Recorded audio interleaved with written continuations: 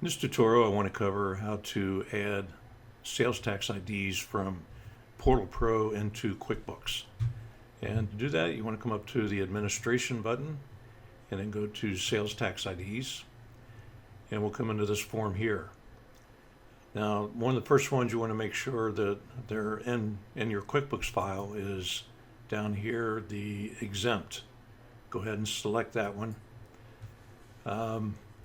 If your QuickBooks program already had a exempt tax ID in there, then it probably would have been updated with the QuickBooks integration when we first set your database up. If not, you want to go ahead and select it, like I said, and then make sure your QuickBooks file is open to the company file that you want to move this into. And once you have done that, you want to go ahead and click on Save. It'll ask you if QuickBooks is open, say yes. Tells you the changes have been saved. So if we take a look at our QuickBooks file, go under Manage Sales Tax, and then Sales Tax Preferences. Got a lot of windows here. If you look under the list, you'll see exempt was added. So now whenever you export any sales orders that were exempt, you won't have any issues with that. It'll go ahead and go through. All right, so let's go ahead and move this back out of the way. Now, of course, to add a new sales tax ID, you want to go ahead first. Let's go ahead and close this. We'll open it back up, get it cleared out. You want to first select the tax vendor. Actually, first, want to look in the list and make sure your tax ID is not already in the list here. It doesn't include every single one, of course, but it does include, as you can see, quite a few. So if you don't see your state or your tax ID in this list, you can add it by just coming in, going to tax vendor, or if you're gonna, let's go back to, okay, yeah, we're gonna go ahead and add a new one. So let me see if I can find one that's maybe not in the list. Okay, I don't see Alaska, so I'm gonna go ahead and add Alaska as we'll just make one up as far as a tax ID. We'll call it Alaska. Well, I'll just leave it at that. Give it a description if you like. Alaska sales tax. And I don't know what their tax rate is, but let's say it's 6%. Go ahead and check whether or not it's if they tax the freight or not. And then click on Save. Now something's going to happen here. I'll show you what's it tells me the vendor has not been sent to QuickBooks, and that is the tax ID vendor is not in this QuickBooks file yet. So I have to say okay to this. Now I have to come back over to the vendors manufacturers, go to Alaska Department of Revenue. All 50 states should be in here, the correct Department of Revenue or tax ID.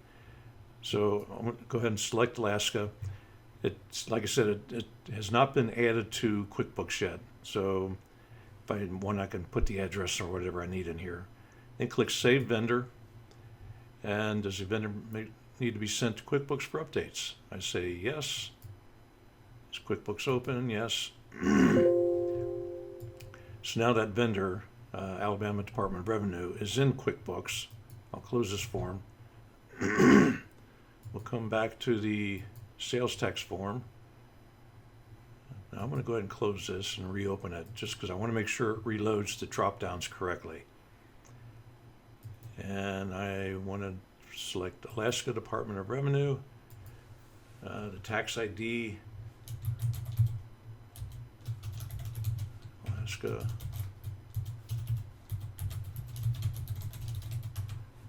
And whatever it was, 6%. I'll just leave that. We'll click Save. Yes. So now I've got that tax ID in my QuickBooks file. We'll just check it real quick. right there. There's Alaska. And of course, if you want to make a change, let's go back, look at an existing one. Let's do this guy here. Let's see.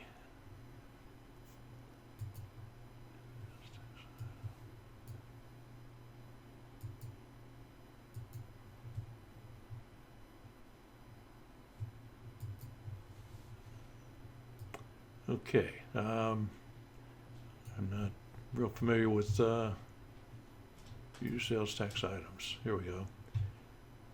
Okay, so there right now they're set at 7.25%. So let's say it went up to 7.5%. And I want to make this update. Let's go ahead and move this out of the way. I'm going to go ahead and select Ohio, Montgomery County. You can see it's a 7.25. I'll make it 7.5.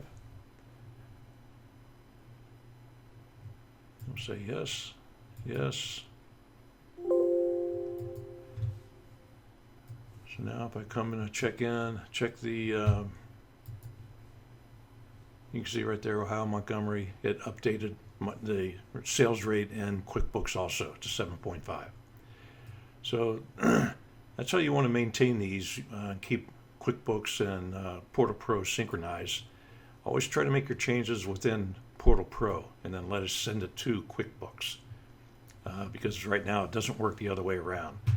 If you went into QuickBooks and made that change, you would have to come back into Portal Pro and make the exact same change and not send it to QuickBooks. So you might as well just do it all from within Portal Pro. So that should cover it as far as updating, adding sales tax IDs.